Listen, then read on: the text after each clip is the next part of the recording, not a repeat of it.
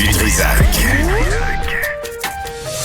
Des propos cohérents. Des opinions différentes. Vous écoutez Du Trisac. Bon, je veux juste revenir rapidement là, sur ces trois jeunes qui ont été happés par le REM. Il y a un deuxième, on le sait, là, qui est mort des blessures dimanche. Il a été frappé par train du réseau express métropolitain. C'est à Brossard, dans la nuit de vendredi à samedi. Puis là, c'est une nouvelle tragique. Là. On n'a pas besoin de le répéter puis de le souligner à ce point-là. Mais malgré cette nouvelle-là, je trouvais ça important parce qu'on a ouvert le REM deux montagnes. Et pour une fois, puis on va sauter sur l'occasion, ça serait sympathique et ça serait vraiment, ça change la vie des utilisateurs du REM. Avec nous, Ania Kazi, qui est utilisatrice du REM. Ania, bonjour. Oui, bonjour Benoît. Bonjour.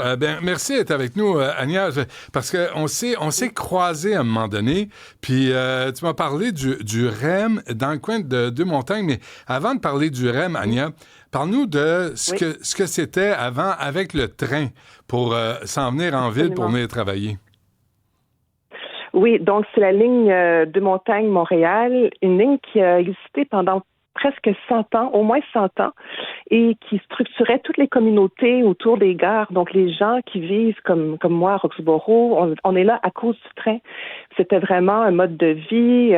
On allait directement au centre-ville. C'était loin d'être parfait parce que quand même, c'était plus long. Il n'y avait pas une fréquence super, mais c'était une façon de se rendre directement en ville. Moi, mon père, j'ai grandi à Roxborough, puis mon père conduisait pas de voiture, avait pas de voiture, mais ça l'empêchait pas de vivre sa vie, d'aller travailler au cégep en train. Donc, c'est vraiment quelque chose de super important. Puis quand le REM, le projet du REM a embarqué en 2019, on a perdu ce service-là. Puis quelqu'un m'a dit, c'est comme si on avait coupé un pont. On n'avait plus de pont. Ah oui. Alors, la vie a été très difficile après ça. Parce qu'après, Ania, c'était un service de navette, là. C'était des autobus. Oui. Puis ça, c'était pas fameux. Les autobus, non, parce que, tu sais, nous, on est dans l'ouest de l'île. On est en fait la dernière station sur l'île de Montréal. Et là, on avait une navette qu'on appelait Express parce qu'il arrêtait 2 fois, mais c'était loin d'être Express comme trajet parce qu'on partait de Roxborough, puis la navette nous amenait à la station Côte-Vertu. Et là, il fallait taper toute la ligne orange. C'était vraiment long. Puis attendre l'autobus dans le froid. Des fois, les navettes qui n'arrivent pas. C'était vraiment décourageant. Ça me prenait 1h30 au moins. Le train, à l'époque, Agnès, est-ce qu'il débarquait à Jean Talon ou à la gare centrale? Alors, le train, la destination finale, c'était la gare centrale. Puis avant ça, il y avait Canora et Mont-Royal. Mais il n'y avait pas... Ce qui change vraiment la vie, entre autres, en plus de la fréquence et tout du REM, c'est que maintenant, il y a une connexion avec la ligne bleue, donc Édouard-Montpetit, et la ligne verte. Alors, c'est vraiment, tout est intégré, mais avant, c'était vraiment la gare centrale. Ouais. Bon, mais chantons la gloire de la caisse de dépôt et de placement, Ania, ensemble, si tu veux, parce que ce que je comprends, puis autour de toi, dans ton voisinage, dans ta famille, les gens sont vraiment heureux d'avoir le REM. Ah, mais écoute, moi, ma fille, quand elle l'a pris après une journée, elle est revenue à la maison puis elle m'a dit, je me sens riche. Moi, je trouve que ça en dit long. On est riche maintenant. C'est quand on a un projet collectif de cette envergure-là, de cette efficacité-là. Moi, je l'appelle le REM, rapide, efficace et merveilleux. Ouais. On est tous plus riches. Oui, puis mon chum, quand elle a fait le trajet pour aller au centre-ville. C'était quoi son trajet?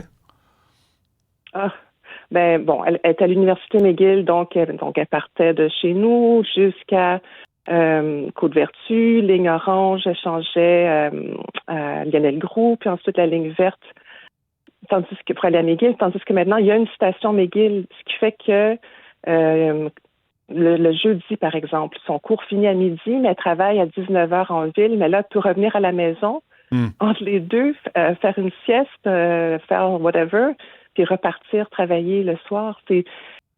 Ça change tout. C'est incroyable. Ça change la vie. Ça change la vie. T'allais me parler de ton conjoint? Ah oui, mais il est allé le tester pour le fun le jour de sa fête, donc le 18 novembre. Il est rentré dans la station, puis il n'en revenait pas parce que c'est on peut pas croire qu'on a ça ici à Roxborough, tellement c'est majestueux. Et puis, il a croisé notre ami voisin, Guillaume, qui sortait, lui, du REM. Puis Guillaume lui a dit, à Mathieu, lui a dit, bienvenue au 21e siècle. C'est vraiment ça qu'on ressent. C'est fou. OK, oui. mais donc, à comparer, Ania, là, de Roxborough, disons, au centre-ville, ça peut prendre combien de temps? Ben maintenant, c'est 25 minutes. C'est 25 minutes, parce que le train, c'était aussi 25 minutes, mais avec beaucoup moins de fréquence et 2 stations de moins. Parce que maintenant, c'est 25 minutes, mais on a aussi la connexion à McGill et la connexion Édouard-Montpetit. Alors moi, je vois passer aussi des gens sur la page Facebook du REM Brossard. C'est une page pour les usagers, le REM Brossard de Montagne. Ouais. Puis les gens de la Rive-Sud qui étudient à l'Université de Montréal, ça change tout pour eux parce qu'ils peuvent partir en 20 minutes, sont à l'université. Parce qu'avant, c'était l'enfer là, de transférer puis de prendre le métro. Oui. Est-ce que les trains sont bondés? Est-ce qu'il y a du monde à bord? Bon, je peux juste parler de mon expérience. Il y a de la place. Vraiment.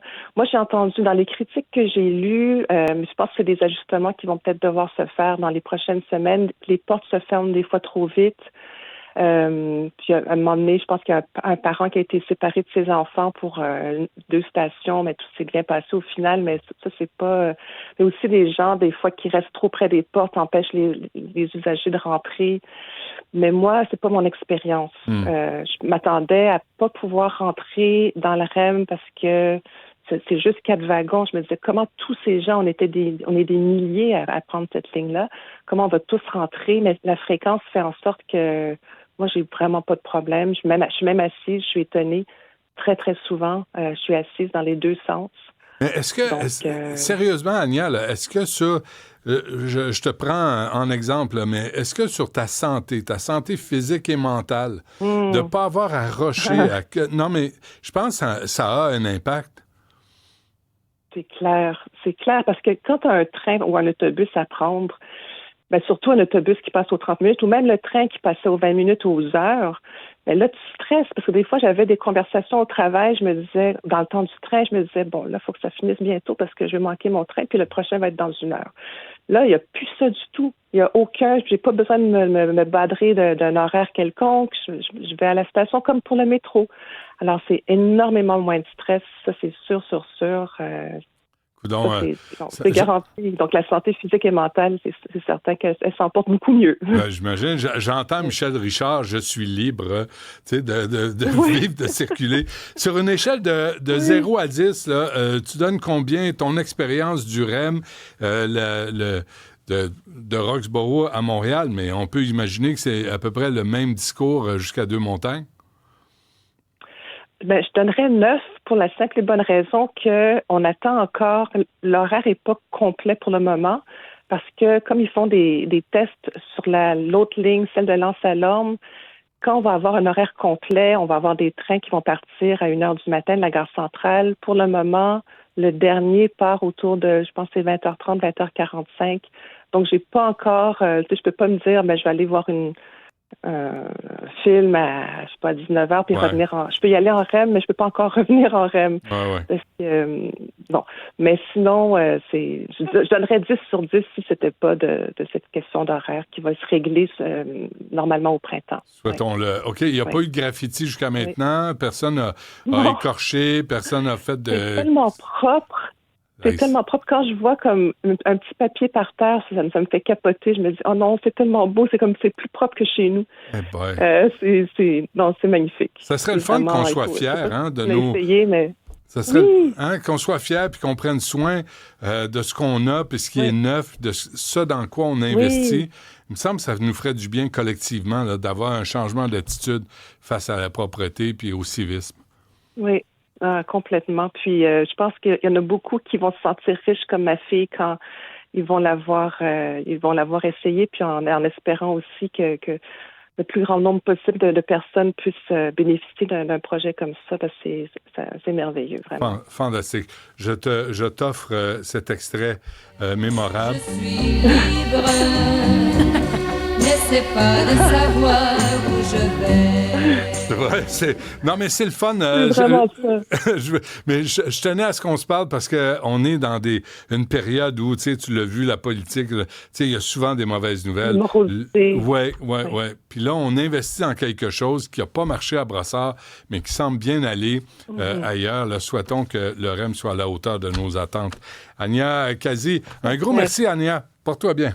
Merci, Benoît. Merci beaucoup. Salut.